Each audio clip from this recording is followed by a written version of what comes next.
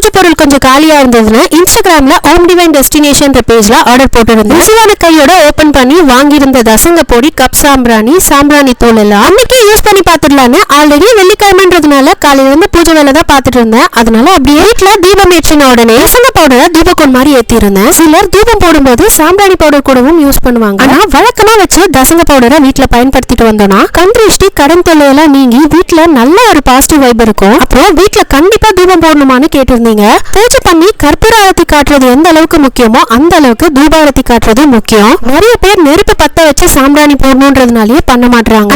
அதுக்கு பதில் கப் சாம்பிராணில சாம்பிராணி பவுடர் யூஸ் பண்ணி கூட வீடு முழுக்க காட்டினோம்னா கோவிலுக்குள்ள இருக்க மாதிரி வீட்டுக்குள்ள ஒரு பாசிட்டிவ் வைப் இருக்கும். அதனால வீட்டுல நான் ரெகுலரா ஃபாலோ பண்ணிட்டு இருக்கேன். உங்களுக்கும் வேணும்னா நான் பர்ச்சேஸ் பண்ணிய டீடைல்ஸ் ஃபர்ஸ்ட் கமெண்ட் அண்ட் இன்ஸ்டாகிராம்ல டாக் பண்றேன். செக் பண்ணி பர்ச்சேஸ் பண்ணிக்கோங்க. அப்புறம் அப்படியே லஞ்சுக்கு காரக்குழம்பும் சொரக்க கூட்டும் செஞ்சு வச்சுட்டு ஹஸ்பண்டோட ஓட்டு போட போயிட்டு வந்தாச்சு. தேங்க்ஸ் ஃபார் வாட்சிங். வேறு விலாக்ல பார்க்கலாம்.